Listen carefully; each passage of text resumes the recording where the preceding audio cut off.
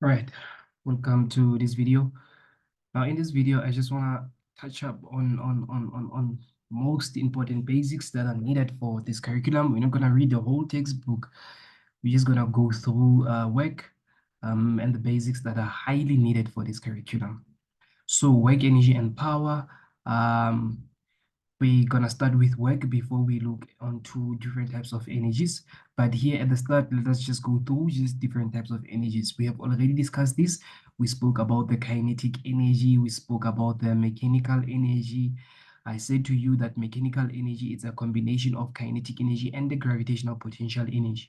And last time when I was talking to you, I said that the potential energy, we normally use gravitational potential energy because it is an energy of an object that will possess when an object it is raised above the Earth's surface for a certain height, okay?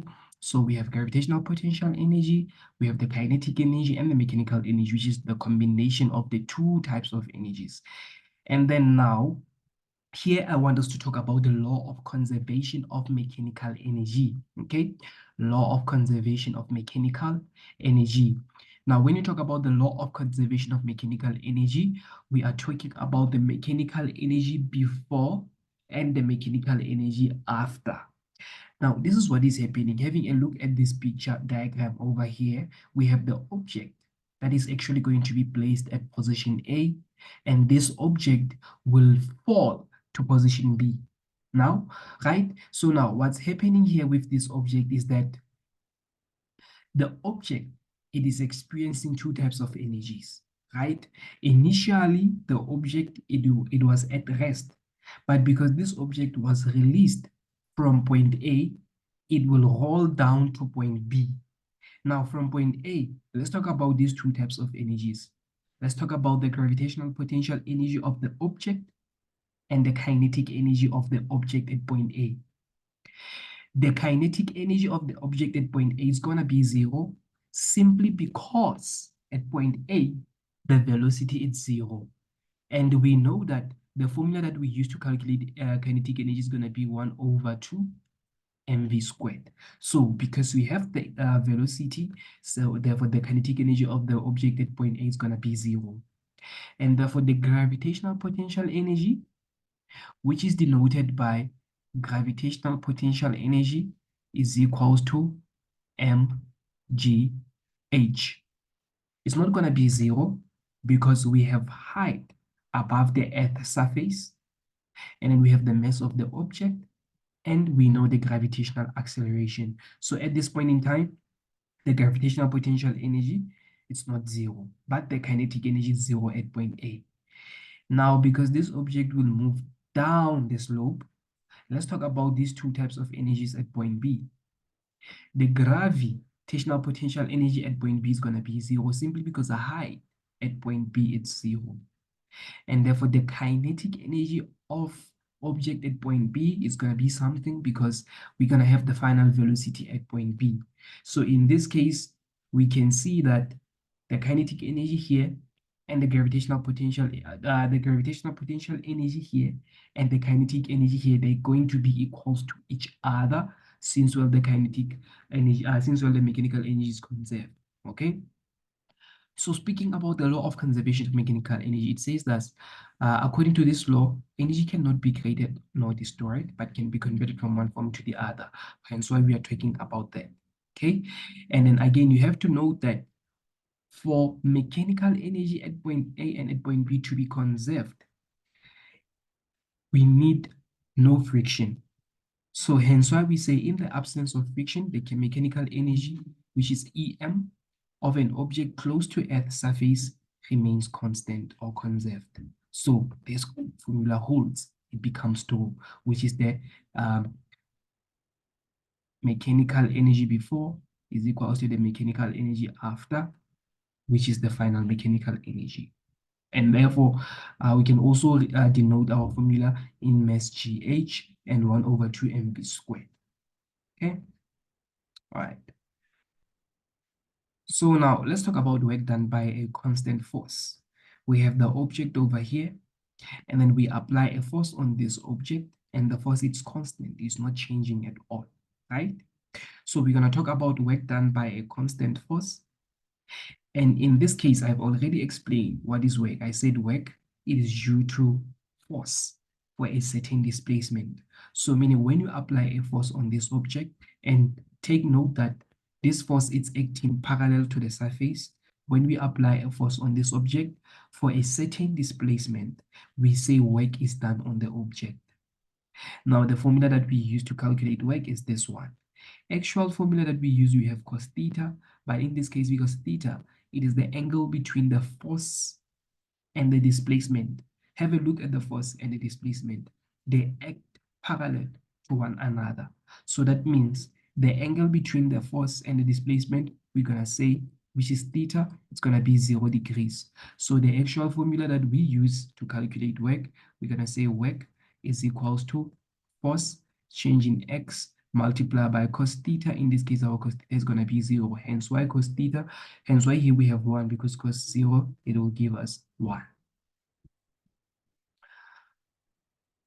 So now the units for work, we use the joules, because to calculate work, we use force multiplied by the displacement, which is Newton meter. So Newton meter correspond with a joule, which is 1 joule, okay? So now here, let's have a look at the work done whereby force it's acting at an inclination. In this case, our force, it is acting at an angle to the displacement. Now, calculating work done by this force, which is force applied, we're going to say work done by force applied will actually be equals to force applied multiplied by the displacement at which this object will move, multiplied by cos theta, whereby theta it is the angle between force applied and the displacement. Okay? All right. So now, having a look at this, we're gonna say, sorry about that. We're gonna say, so the angle that we get over here, say maybe it's 30 degrees, we're gonna substitute that angle over there, and therefore we'll be able to get our work done by force applied. Okay, so that's how it actually goes. Now, here's the thing. But I'm not gonna prove where does this cos theta actually comes from. It's not for your purpose, okay? Because we have the y component, we have the x component. So the cos theta comes from the x component, but it's not that for you right now, okay? It's not that important. Therefore, this is how this formula was actually derived, okay? All right. So now, like I said, I'm gonna just touch up to the most important things. We have positive work, we have the negative work, and then we also have the zero work. Now, when you talk about the positive, negative, and zero work, what are we actually talking about? Meaning, work that we calculate, it can be positive, it can be negative, it can be zero.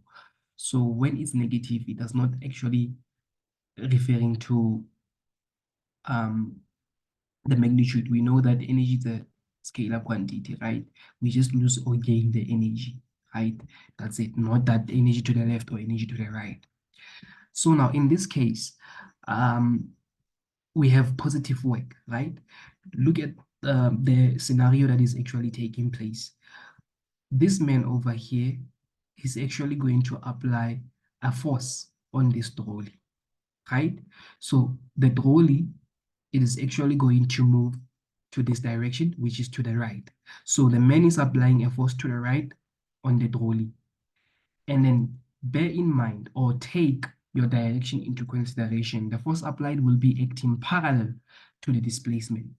So when the force is applied on the trolley, whereby look, force applied is acting parallel to the displacement. Therefore, for a fact that the angle between force applied and the displacement is going to be 0 degrees.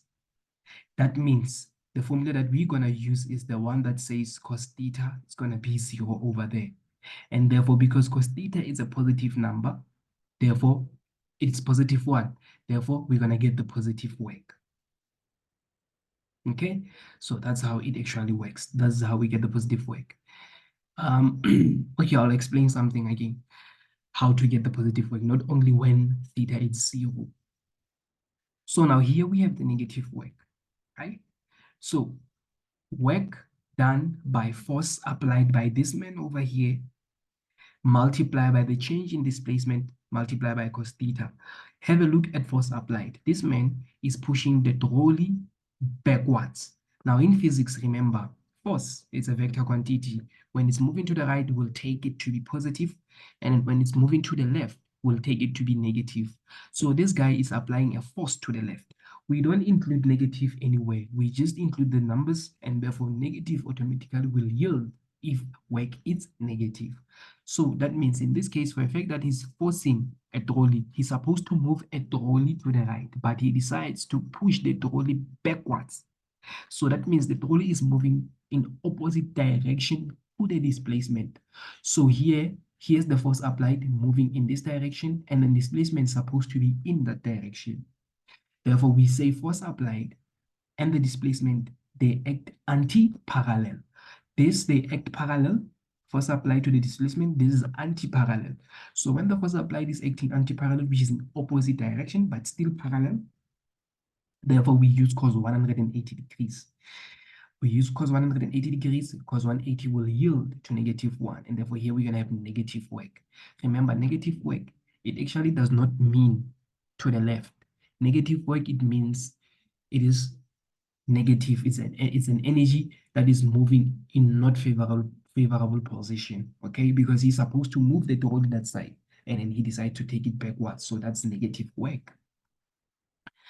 And therefore, when you talk about no work, what are we actually talking about? This person is sitting on the trolley, right? So now to calculate work done by this person on the trolley, what is the force acting on the trolley? Literally, the force is even moving downwards. It's perpendicular to the displacement. So the man is actually applying a force on the trolley by using his weight. Because we know that, okay, sharp, he's sitting on the trolley. He's not pushing the trolley. He's not pulling the trolley, but he is sitting on the trolley. So which force is acting on the trolley by this man? Most probably, it's going to be weight. So work done by the weight, look at the weight. Weight will act perpendicular to the displacement. So what does that actually mean? It means that the angle between the displacement and the force is going to be 90 degrees. So here our theta will be 90 degrees. So we're going to have cos 90 degrees. So force applied, which is weight, multiply by change in x, which is the displacement, multiply by cos 90 degrees. Cos 90 is 0. So 0 multiplied by theta is going to give us 0. Therefore, we're going to have 0 work. That's how it actually works, to see how to get the positive work, the negative work, and the 0 work. Okay? And then when he tries to apply the force on the trolley, and it happens that the trolley is actually not moving, but the force is there being applied. But because the displacement is going to be 0, then we're going to take the displacement to be 0 because the trolley is not moving a certain displacement at all. So that means here we're going to have 0. Therefore, still we're going to have 0 work. Okay? All right. So here's what also I want to explain. That we can have positive work, negative work, but not only when we have 0 degrees or 180 degrees or 90 degrees. We still have the angles between 180 and 0, between 90 and 0. We can have 30 degrees, we can have 120 degrees, but you need to understand which one is going to yield to positive or negative work. When the force between the displacement act between 90 and 0 degrees at this angle over here, we're going to have positive work. So this is what you need to understand. The angle between excluded, we don't include 0, we don't include 90. The angle between 0 degrees and 90 degrees, between 0 and 90 degrees, is going to do a positive work.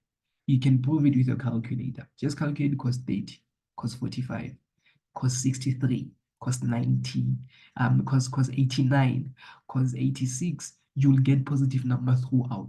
So that means angle between 0 and 90 degrees will yield to positive work all the times. Okay, that's how it actually works. But now when we have the angle between 90 degrees and 270, we're going to have negative work throughout. Actually, I want to use, you can also use 180, okay? 180 is also included. When you punch this in the calculator, take your cos, 91 degrees, take your cos, 120 degrees, take your cos, 130 degrees, cos 136. As long as it's an angle that is above 90 degrees, you're going to get a negative number. Therefore, it's going to yield to negative work all the times. That's how it works, okay?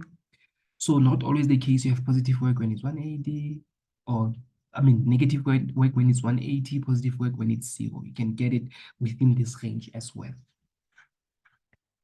Now, all the times when we have cos 90, even 270, because 270 it's 0, cos 290 is 0. So here we have 0 work at all, okay?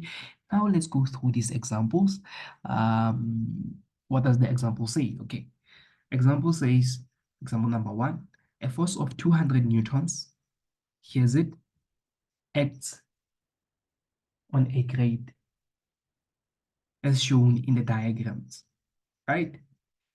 The grate moves 2.5 meters across the floor. Calculate the work done on the grate if the force and the displacement are in the same direction. This is where we're going to see the positive and the negative work, right?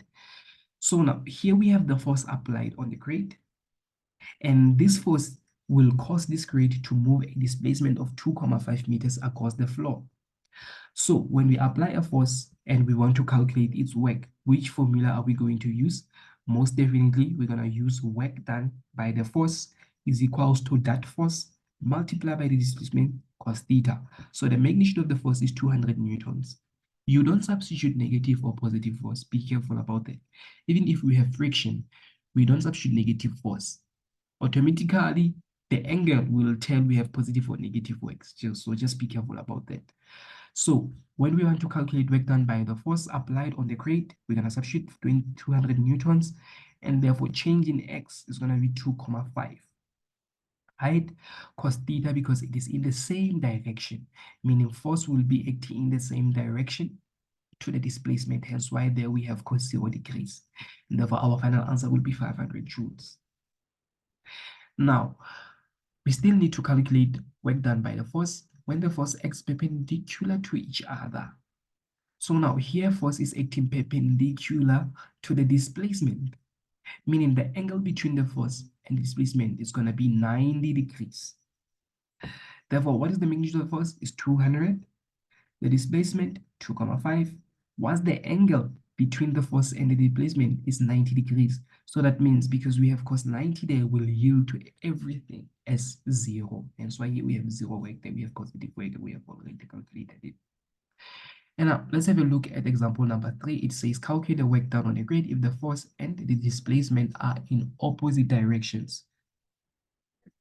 Now the displacement, it is actually moving to the left, and then force applied, it is actually moving to the right, meaning they're acting in opposite directions. When they act in opposite direction, what's the angle between the force applied and the displacement? It's going to be 180 degrees. So when we substitute our force applied, the displacement, and the angle between the force applied and displacement, we're going to get negative 500 joules, which is a negative work. You get a negative answer, does not mean it is wrong. It's just a negative work. Now, at an angle of 30 degrees, this is the force applied, acting at an angle of 30 degrees to the displacement.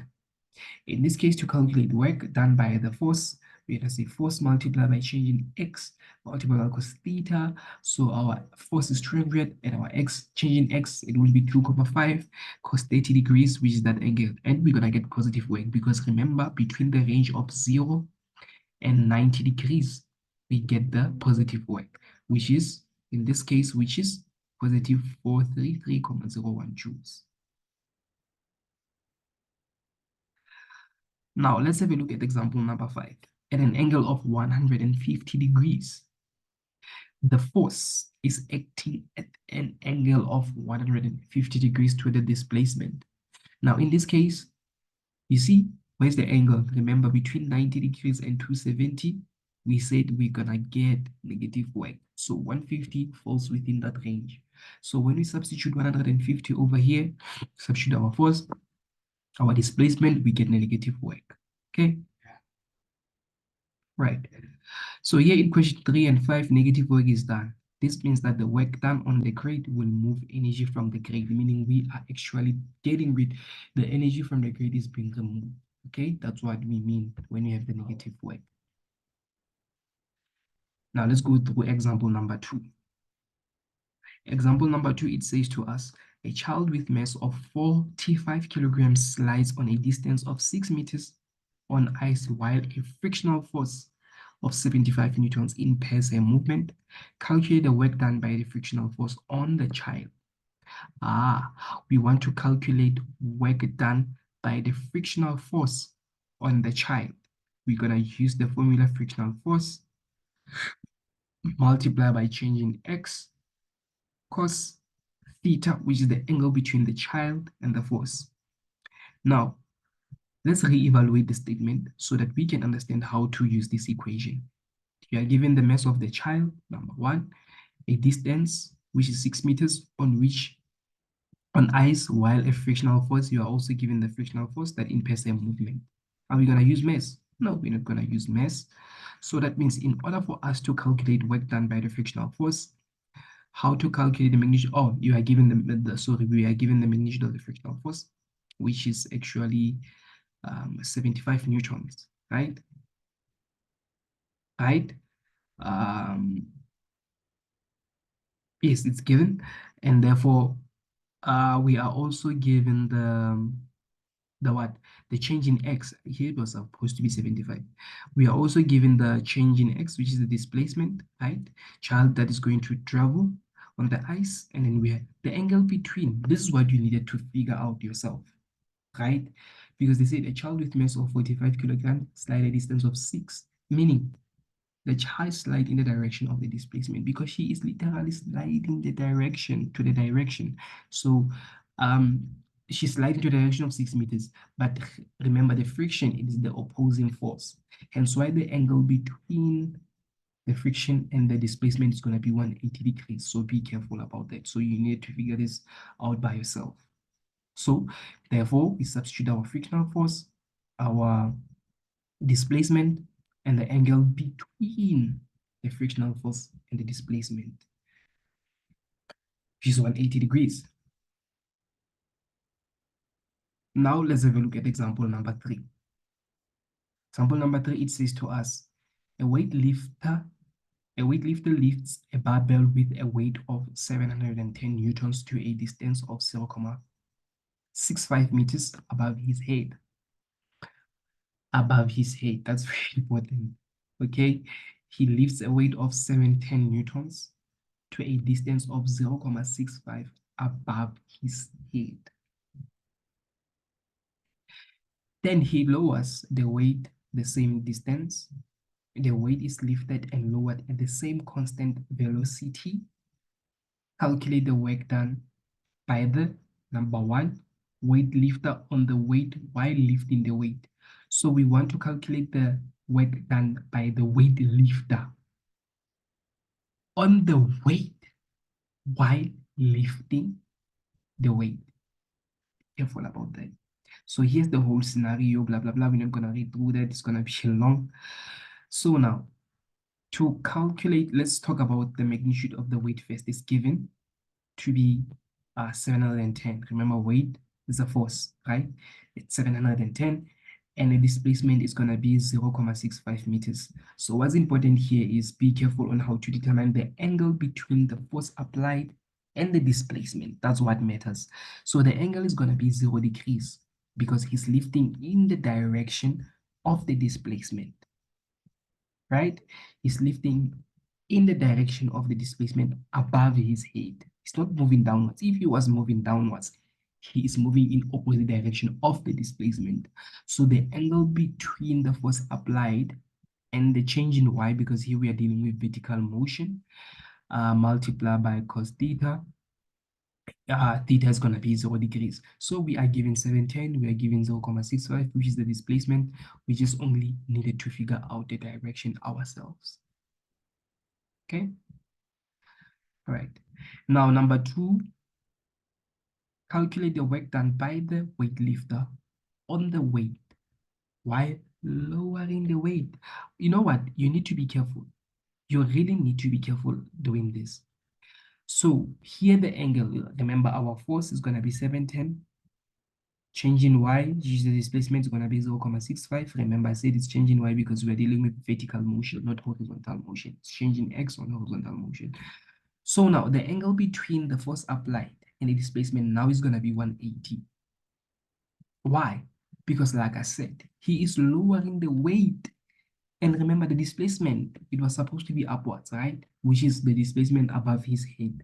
But now because he's lowering the weight, and therefore now the displacement is gonna, the angle between the force and the displacement is gonna be 180 degrees, which is in opposite direction, and then it will yield to negative work when we punch this on our calculators, okay?